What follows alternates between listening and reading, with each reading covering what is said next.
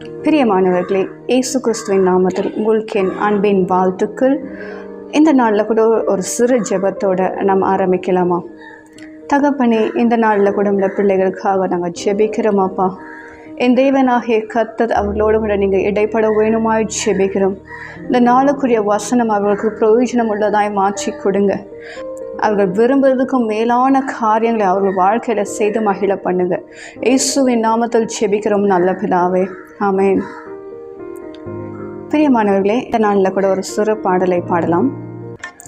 இரக்கம் உள்ளவரே, மனதுருக்கம் உடையவரே, நீடிய சாந்தம் பொறுமை அன்பு நிறைந்து வாழ்பவரே, நீடிய சாந்தம் பொறுமை அன்பு நிறைந்து வாழ்பவரே, என் இயேசு ராஜா ஸ்தோத்திரம், ஸ்தோத்திரமே ஸ்தோத்திரமே உயிருள்ள நாளெல்லாமே, ஐயா ஸ்தோத்திரமே ஸ்தோத்திரமே உயிருள்ள நாளெல்லாமே, ஆமென். பிரியமானவர்களே, இந்த பாடலை தொடர்ந்து நம் வேத வசனத்துக்கு நேராக கடந்து போகலாம். இந்த நாளில் கூட ஒரு வேத பகுதியை நாம் வாசிக்கலாம். அது பிலிப்பியர் 4:5 உங்களுக்காக நான் வாசிக்கிறேன். உங்கள் சாந்த குணம் எல்லாருக்கும் தெரிய கடவுது. ஆமென். சாந்த குணம். பிரியமானவர்களே, உங்கள் சாந்த குணம் எல்லாருக்கும் தெரிய கடவுது என்பதாய் வசனம் சொல்லுகிறது. சாந்த குணம் அப்படின்னு நீங்கள் எடுத்துக்கிட்டிங்கன்னா அது வரம் பெற்றவங்க தான் அப்படி சாந்தமாக இருப்பாங்க. ஏன்னா வேதம் எப்படியாய் சொல்லுகிறது, சாந்த குணம் என்பது ஆவிக்குரிய ஒரு வரமாய் காணப்படுகிறது. இந்த சாந்த குணத்தோடு இருக்க நாம் முயற்சி செய்வோம். ஆனால் அநேக நேரத்தில் சூழ்நிலை நிமித்தமாய் அந்த சாந்தத்தை இழக்கிற ஒரு சூழ்நிலை ஏற்படும். அநேக நேரத்தில் நம்ம எவ்வளோ சாந்தமாக இருக்க முயற்சி செய்தாலும் அது ஒரு எல்லை வரைக்கும் தான் அப்படி சாந்தமாக இருக்க முடியும். ஒரு கட்டத்தில் நம்ம எல்லைக்கு மீறி போயிடுச்சுன்னா நம்ம பேச வேண்டிய சூழ்நிலை ஏற்படுது இல்லைங்களா? ஆனால் பாருங்கள், வரம் பெற்ற சில பேர் பூமியில் வாழ்ந்து கொண்டு இருந்தாங்க. அப்படியாப்பட்ட வரம் பெற்ற ஒருவர் யாருன்னு பார்க்குறீங்களா?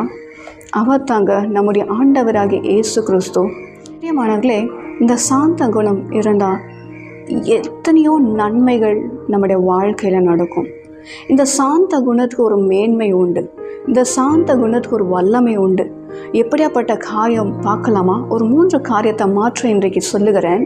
முதலாவது பாருங்கள், அநேக நேரத்தில் இப்போ நான் சொன்னது போல் ஒரு எல்லை வரைக்கும் தான் நம்ம பொறுமையாக இருக்க முடியும்.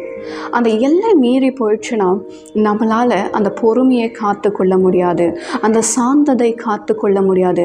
ஆனால் வேதம் சொல்லுகிறது, இந்த சாந்த குணத்தோடு நாம் இருந்தால் எப்படியாப்பட்ட உக்கிர கோபமாக இருந்தாலும் சாந்த குணத்தோடு நீங்கள் பேசக்குள்ளோ அது உக்கிர கோபத்தை தணிக்கும்.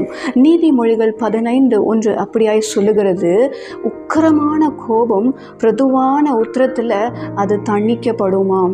எப்படியாப்பட்ட உக்கிர கோபம் இருந்தாலும் அந்த சாந்தத்தோடு நீங்கள் பேசி பாருங்கள், அந்த உக்கிர கோபம் தணியும். எவ்வளோ மேன்மையுள்ள இந்த குணம் பார்த்தீங்களா? இரண்டாவதாக பாருங்கள், ஒரு ராஜா எடுத்துக்கிட்டிங்கன்னா அநேக நேரத்தில் ராஜாக்கள் தங்களுக்குரிய மேன்மையான ஒரு வாகனத்தில் தான் கடந்து போவாங்க. ஆனால் இங்கே ஒரு ராஜா பாருங்கள், கழுதையின் மேலே ஏறி போனாராம். கழுதை பொதுவாகவே எதுக்கு உபயோகப்படுத்துவாங்கன்னா, இந்த அழுக்கு வஸ்திரங்களை சுமக்கிறதுக்காக அந்த கழுதைகளை பயன்படுத்துவாங்க. அப்படியாப்பட்ட ஒதுக்கப்பட்ட அந்த பிராணி மேலே கூட ஒரு ராஜா ஏறி போனாராம். அந்த ராஜா யாருன்னு பார்க்குறீங்களா? அவர் தாங்க நம்முடைய ஆண்டவராகிய இயேசு கிறிஸ்து. மனத்தாழ்மை உள்ளவர் கழுதையின் மேலும் கழுதையின் குட்டியின் மேலும் ஏறி வந்தாராம். பாருங்கள், இந்த சாந்த குணம் இருந்தால் மனத்தாழ்மையாக இருக்கலாம்.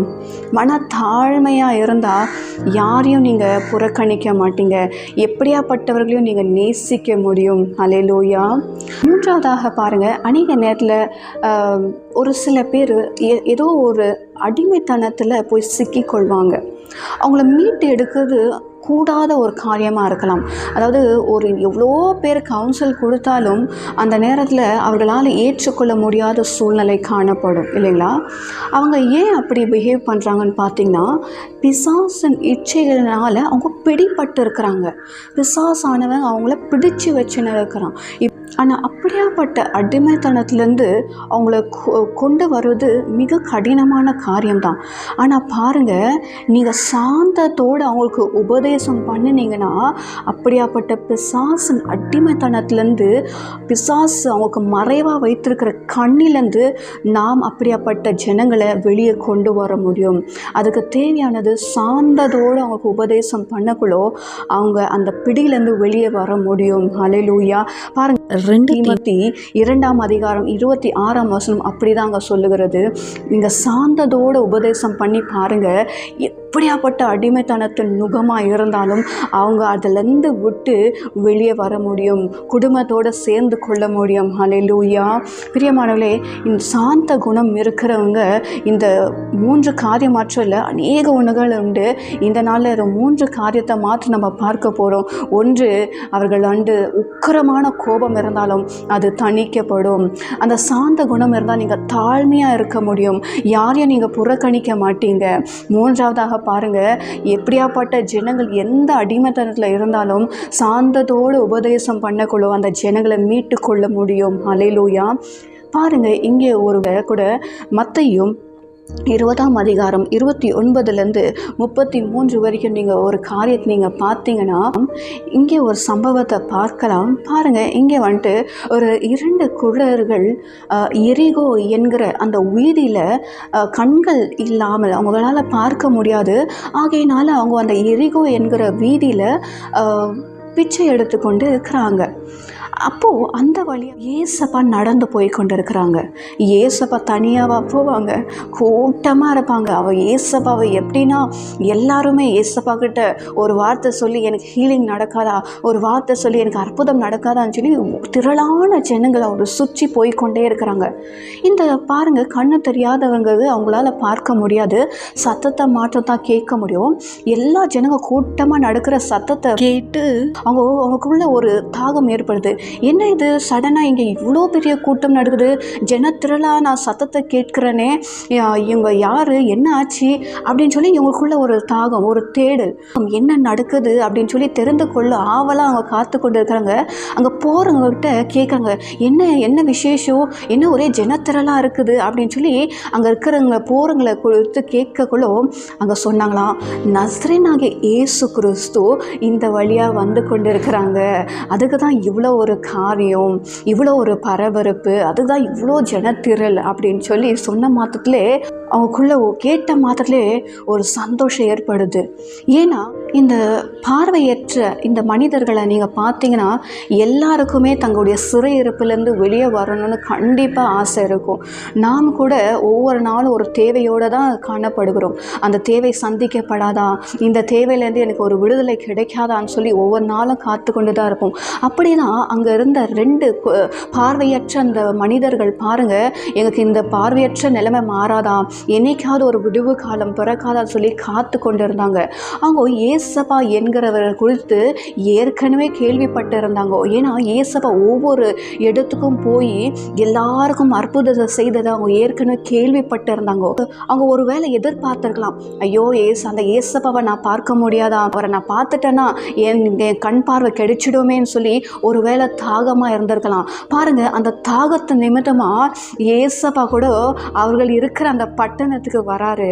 அப்போ வரக்குள்ளோ அவருக்கு இந்த நேரம் விட்டுட்டா இனி கிடைக்காதுன்னு சொல்லி அவங்க என்ன தெரியுமா செய்தாங்களாம், ஏசப்பா அந்த வழியாக வர்றாருன்னு சொல்லி கேள்விப்பட்ட மாதத்திலே ஜோரா சத்தமிட்டு, தாவீதின் குமாரனே எங்களுக்கு இறங்கும் சொல்லி அழுகிறாங்களாம். அழுது கத்தி கூப்பிட்டாங்களாம். ஆனால் பாருங்க, அங்கே சுற்றி இருக்கிற ஜனங்கள் இவங்களை அதட்டுறாங்க. சும்மா இரு, ஏசப்பா போய் கொண்டு இருக்கிறாரு, நீ எதுவும் சத்தம் போடாத அப்படின்னு சொல்லி அவங்களை அதட்டுறாங்களாம்.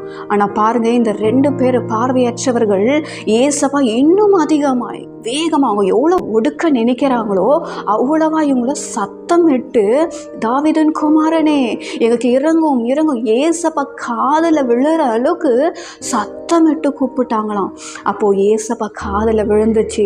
அந்த கூப்பிடுற சத்தம் ஏசப்பா காதில் விழுந்த மாதிரில் ஏசப்பா என்ன தெரியுமா பண்ணாராம், அவர்கள் பார்வையற்றவர்கள் பிச்சை எடுத்து கொண்டு இருக்கிறாங்கன்னு சொல்லி அவங்கள ஒதுக்கலை, தாழ்மையோட. ஏன்னா அவர் தாழ்மை உள்ளவர் பாருங்கள். அவர்களை முன்பாக அழைத்து உங்களுக்கு என்ன வேணும்னு சொல்லி அந்த மன துருக்கத்தோடு அவங்களோட பேசினாராம். பேசின மாதிரி அவங்க சொன்ன ஒரு காரியம் என்ன தெரியுங்களா, ஆண்டவரே நாங்கள் பார்வை அடையணும், நீண்ட காலமாய் நான் பார்வை இல்லாமல் கஷ்டப்பட்டு கொண்டு இருக்கிறேன்ப்பா, எனக்கு இந்த பார்வை அடையணும்ப்பா, எனக்கு உதவி செய்யுங்க, எங்களுக்கு இறங்குன்னு சொல்லி கெஞ்சி கேட்கலோ. ஏசப்பா அவங்கள பார்த்து மனம் இறங்கி மனதுருகி அந்த பிசாசின் பிடியிலேருந்து பார்வையற்ற அந்த நிலைமையிலேருந்து அவர்களை விடுவித்தாராம். அவங்க கண்களை தொட்டு விடுவித்தாராம். பிரியமானவர்களே, தொட்ட மாத்திரத்திலே அவங்க கண்கள் திறக்கப்பட்டது, அவர்களால் பார்க்க முடிந்தது. எல்லாரையும் பார்த்து தேவனை அவர்கள் துதித்தார். பிரியமானவர்களே பாருங்க, ஜனங்கள் உங்களை வேண்டாம் அதட்டலாம், நீ இந்த நிலைமையில தான் நீ இருக்கணும், நீ மேலே வரக்கூடாது, உன் வாழ்க்கையில் எதுவுமே நடக்கக்கூடாது என்று சொல்லி ஜனங்க வேண்டாம் நினைக்கலாம். ஆனால் ஏசப்பா பாருங்க, சாந்தம் உள்ளவர், மனத்தாழ்மை உள்ளவர். அவர்கிட்ட நீங்கள் தேடி வந்தீங்கன்னா ஒருவரையும் அவர் புறக்கணிக்காத தெய்வம். எப்படியாப்பட்ட நீங்கள் பிடியில் அகப்பட்டு இருந்தாலும், எப்படியாப்பட்ட சூழ்நிலையில் நீங்கள் கட்டப்பட்டு இருந்தாலும் ஏசப்பா உங்களை விடுவிக்க போதுமானவராக இருக்கிறார். பெரியமானவர்களே, அன்றைக்கு அந்த மனிதர்கள் மீது மனம் இறங்கின ஆண்டவர் இன்றைக்கு உங்கள் வாழ்க்கையில் கூட மனம் இறங்க போதுமானவராக இருக்கிறார். நீங்கள் கூட ஏசப்பாவை போல் அந்த சாந்த குணத்தை பெற்றுக்கொள்ளுங்க. நீங்களும் அநேக ஜனக்கு நன்மை செய்கிறவங்களா ஏசப்பா உங்களையும் மாற்றுவார். ஏசப்பா சொல்கிறாரு மத்திய 11ஆம் அதிகாரத்தில், நான் சாந்தமும் மனம் தாழ்மை உள்ளவர், என்னிடத்தில் கற்றுக்கொள்ளுங்கள் என்று ஏசப்பாவே சொல்கிறாரு. நீங்கள் யாருக்கிட்டையோ போய் தேட வேண்டியதில்லை, ஏசப்பா கிட்ட வாங்க. அவர் அந்த சாந்த குணத்தை உங்களுக்கும் கொடுப்பார், உங்களையும் விடுவிப்பார், அநேகரை விடுவிக்கும்படி உங்களை பயன்படுத்துவார். அல்லேலூயா. இந்த நாளில் ஏசப்பா மிகுந்த மனத்தாழ்மை உள்ள தெய்வம், சாந்த குணம் உள்ள தெய்வம், அன்பு நிறைந்த தெய்வம், ஒருவரையும் புறக்கணிக்காத தெய்வம். மனதுருக்கத்தோடு உங்களோட பேசி உங்களை எல்லா சூழ்நிலையிலிருந்து உங்களை தப்புவிக்க அவர் போதுமானவராக இருக்கிறார். பெரியமானவர்களே, இன்னைக்கு எந்த காரியமாக இருந்தாலும் ஏசப்பா உங்களை விடுவிக்க போதுமானவர். அந்த சாந்த குணத்தை நீங்களும் பெற்றுக்கொள்ளுங்க. கர்த்தர் உங்களை கொண்டு அநேகர் ஆசீர்வாதமாய் மாற்ற உங்களை பயன்படுத்துவார். ஹல்லேலூயா.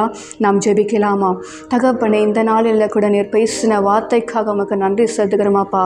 நீர் சாந்தமும் மனத்தாழ்மை உள்ள தெய்வமாப்பா. அப்பா, அந்த குணத்தை உங்களுடைய பிள்ளைகளுக்கு இந்த நாளில் கொடுங்க அப்பா. அவர்களோடு கூட நீங்கள் பிரதுவான உற்றத்தோடு நீர் பேசுங்க அப்பா. மனத்தாழ்மையோடு அவர்களை கிட்ட வாங்க ஆண்டவரே.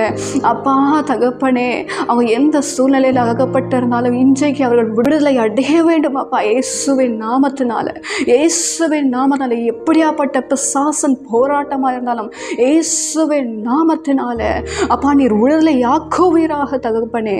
அவர்களுக்குள்ள கூட அந்த சாந்த குணத்தை நீர் உதைத்தருளுவீராக. உம்மை போல அவர்களை மாற்றுவீராக. அநேகருக்கு நன்மை செய்யும்படி, அநேகருக்கு ஆசீர்வாதமாய் அவர்கள் இருக்கும்படி அவர்களை இந்த நாளில் பயன்படுத்துவீராக. உம்முடைய நாமம் மகிமைப்படட்டும். இயேசு கிறிஸ்துவின் நாமத்தில் ஜெபிக்கிறோம் நல்ல பிதாவே, ஆமென். பிரியமானவர்களே, கர்த்தர் நிச்சயம் உங்களை ஆசீர்வதிப்பார். மீண்டும் சந்திக்கலாம். அது வரைக்கும் கர்த்தர் உங்களோடு கூட இருப்பாராக. ஆமென்.